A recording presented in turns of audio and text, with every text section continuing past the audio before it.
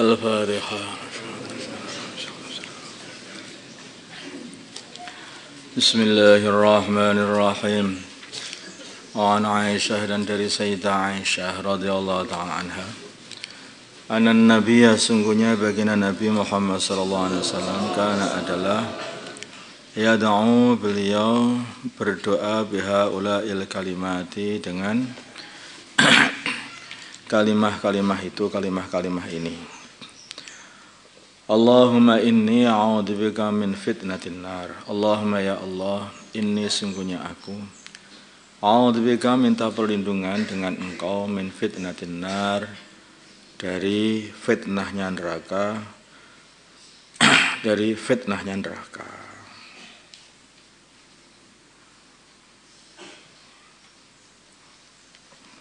Maksudnya fitnah itu adalah musibah masuk neraka. Atau fitnatun nar yang dimaksud ini adalah amalan yang menjadikan masuk neraka. Sama aja. Musibah yang menjadikan masuk neraka, kemaksiatan.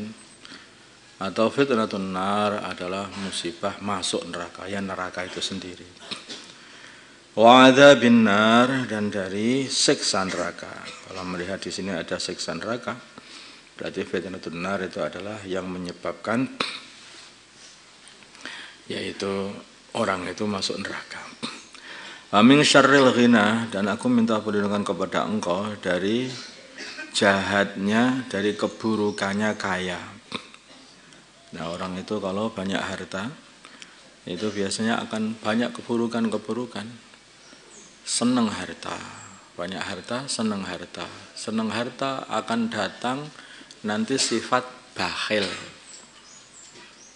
Kemudian kalau orang itu sudah senang harta dan banyak harta, maka akan datang lagi sifat namanya sifat sombong, merendahkan orang lain, hubbud dunya, karahiyatul maut, tidak suka mati, tulul amal, nanti angan-angan panjang perasaannya hidupnya masih jauh. Wal fakri dan aku minta perlindungan dari buruknya fakir. Fakir ini juga ada keburukannya juga. Ketika orang itu fakir, maka perasaan itu kurang terus sehingga dia jadi punya sifat pelit, nah, sifat bakhil.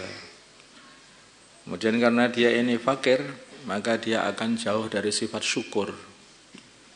Karena fakir itu hakikatnya dalam hati merasa enggak kurang aja itu. Perasaannya kurang terus.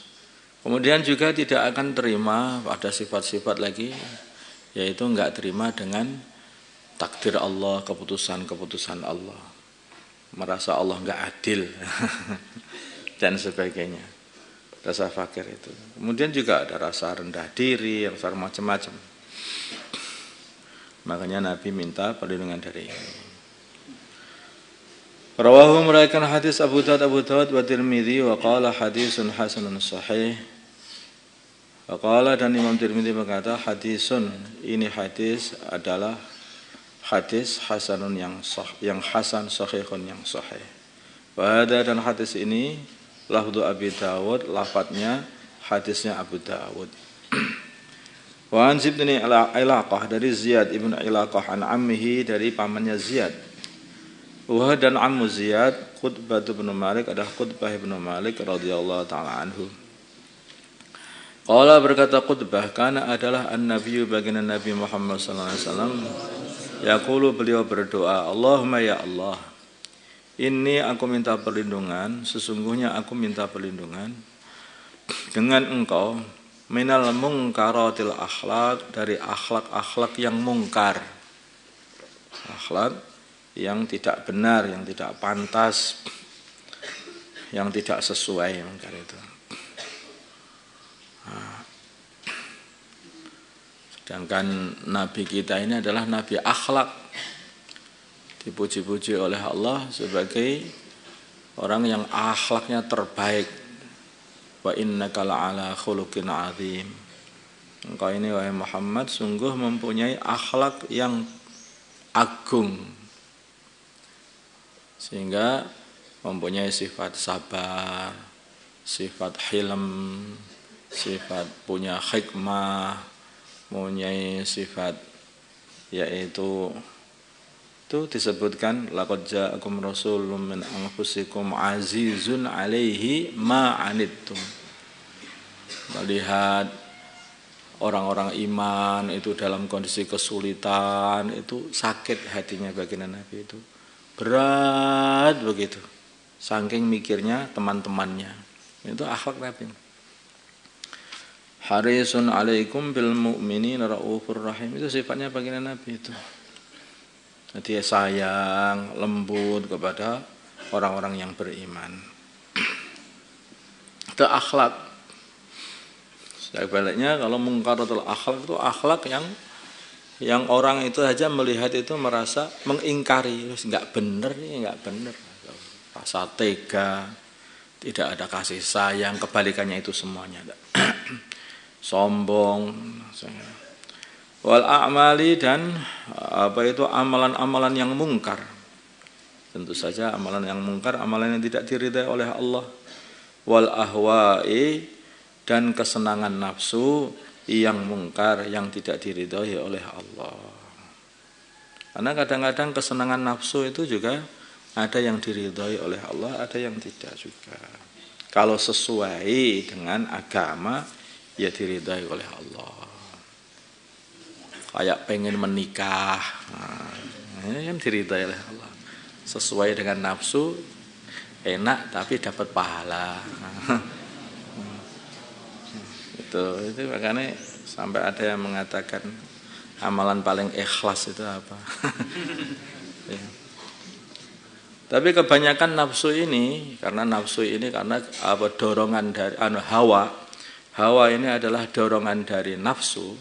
Sedangkan nafsu itu tubuhmu itu kan bangsa hayawan, ya nah. Tubuhmu itu bangsa hayawan. Lah hayawan sifatnya apa? Enggak pandang bulu itu. Makan, minum, kawin, tidur. Itu dilingkas dalam itu. Makan, minum, kawin. Itu kewan itu. Kamu lihat kuda, kamu lihat sapi, lihat ayam itu kan. Karena kamu lihat nanti makan, minum, kawin. Itu aja perbuatannya itu. Tidak ngerti hukum, tidak ngerti apa, karena itu adalah dorongan dari diri.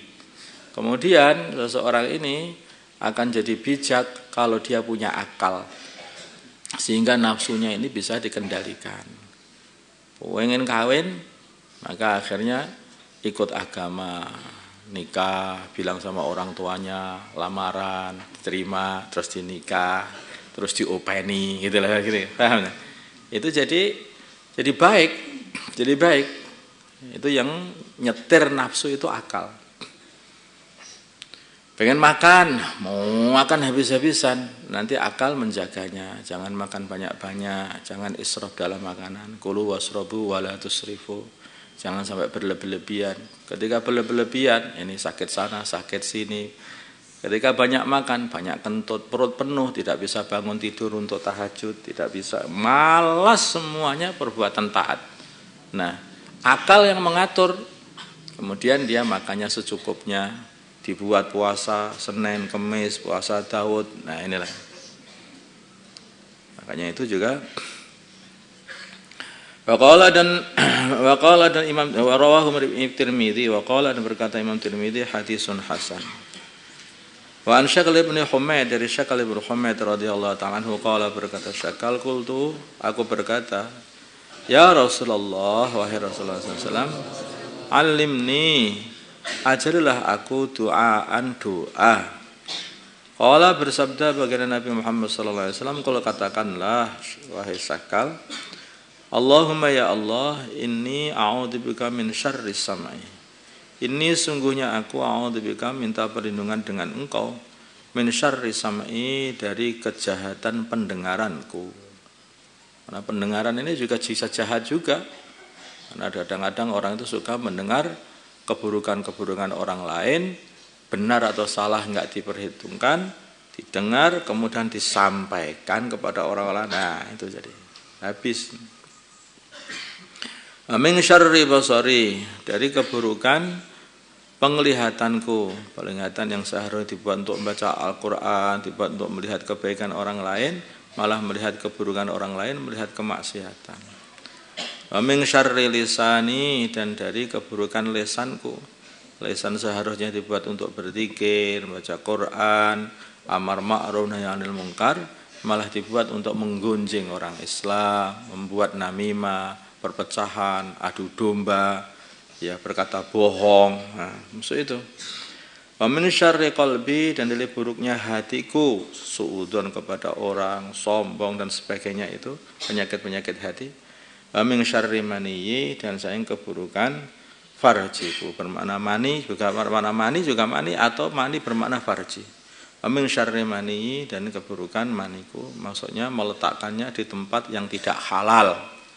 Nah, atau syarri maniyyi maksudnya adalah keburukan farji, yaitu menggunakannya dengan cara yang tidak halal. Wa Abu Daud at-Tirmidzi qala hadisun hasan. Ini semuanya ini menjadikan orang hancur gara-gara pendengaran, penglihatan, lisan atau hati, atau gara-gara ini tidak bisa menjaga alat reproduksi itu tadi. Lebih. Jadi tidak bisa menjaga itu repot itu. Udah. Makanya orang itu hancur gara-gara ini. Itulah makanya yang perlu dijaga. Kalau bisa menjaga perkara ini, menjaga lisan, jaga mata, jaga telinga, jaga hati. Kadang-kadang orang itu tampak bagus begitu, tetapi hatinya buruk. Ada juga. Orang-orang munafikin itu nampakkan sholat, nampakkan kebaikan kelihatannya itu, tetapi hatinya buruk. Nah, penuh dengan dendam, penuh dengan kesombongan, penuh dengan kedengkian, penuh dengan hasad, ya, dan hatinya ini tidak beriman, tidak pernah ingat kepada Allah. Itulah orang-orang munafikin. Makanya ya hati ini yang paling penting. Justru dengan baiknya hati, baiklah seluruh anggota badan. Dari buruknya hati, buruklah seluruh anggota badan. Rawahu Abu Dawud at-Tirmidzi wa qala hadisun hasan.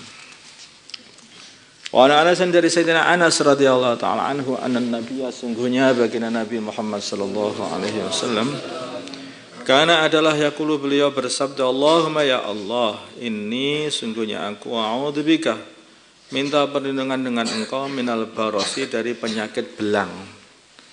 Penyakit yang belang-belang itulah. Yaitu penyakit yang sampai sekarang susah disembuhkan, enggak bisa sembuh. Di antara mukjizatnya apa itu, Nabi Isa alaihi salatu wasallam itu kan menyembuhkan penyakit baros itu. Wa ubri'ul akmaha wal abrasa wa ukhyil mauta biidznillah. Wal jununi, dan gila. Nah, kalau baros ini penyakitnya susah ini, makanya minta, kadang-kadang orang itu kalau baros itu yang mendatangkan satu rasa rendah diri, terus macam-macam lah, karena orang itu kalau sudah rendah diri, merasa gitu, akhirnya malah jadi berkurang amalan agamanya. Wal junun, junun, ini juga menjadikan berkurang amal agama juga.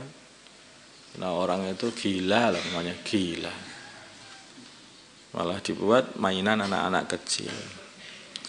Wal judam, ini juga menjadikan tidak sempurna. Judam ini terpotong anggota tubuh, lepra. Dan lepra. Wasayil asqam, dan buruknya sakit, buruknya penyakit atau buruknya sakit.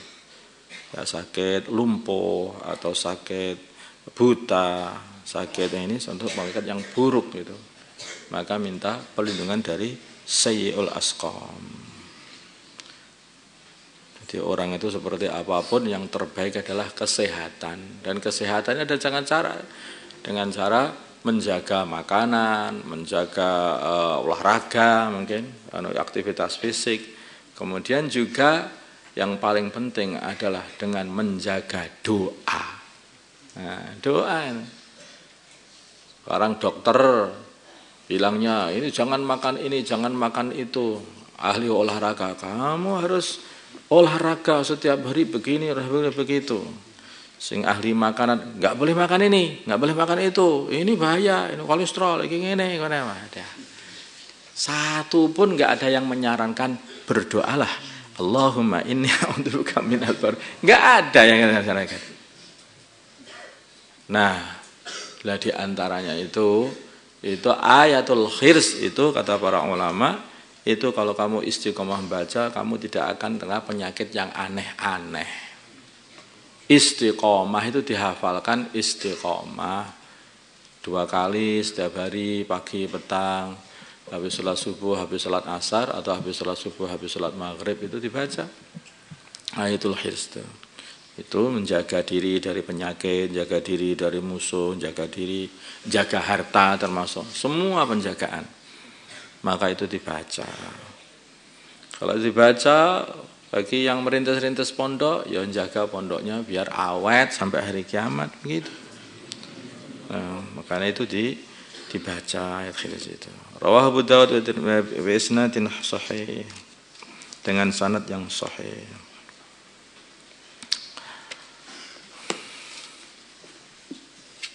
Karena orang itu ya dikatakan katanya al-aqlus salim fi jismis salim. Akal yang sehat, yang selamat itu ada dalam tubuh yang sehat. Kalau tubuh itu tidak sehat, orang itu terus akalnya jadi kurang. Kayak orang kena penyakit, namanya penyakit ya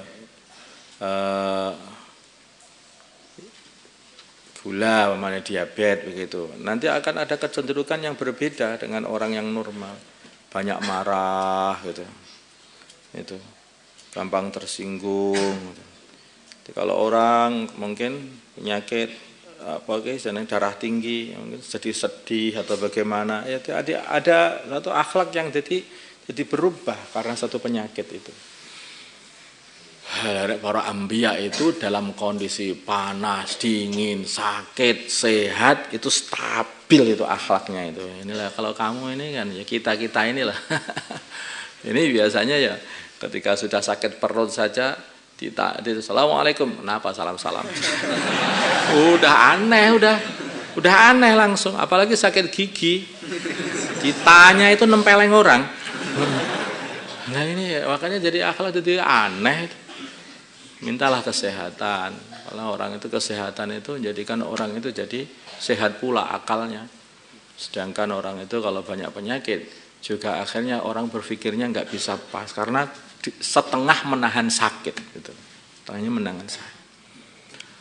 Allahumma shalli wa sallim wa barik wa tarhamna ala sayyidina Muhammad wa ala ali sayyidina Muhammad wa sallaita wa sallamta wa barakta wa tarhamna ala sayyidina Ibrahim wa ala ali sayyidina Ibrahim fil alamin innaka Hamidum Majid. Allahumma arhamna sayyidina Muhammad اللهم اغفر لأمة سيدنا محمد اللهم أصلح من سيدنا محمد اللهم ألف بين قلوب أمة سيدنا محمد اللهم انصر أمة سيدنا محمد اللهم عسر سلطانا نصيرا صلى الله على سيدنا محمد النبي الأمي وعلى آله وصحبه وسلم الحمد لله رب العالمين الفاتحة.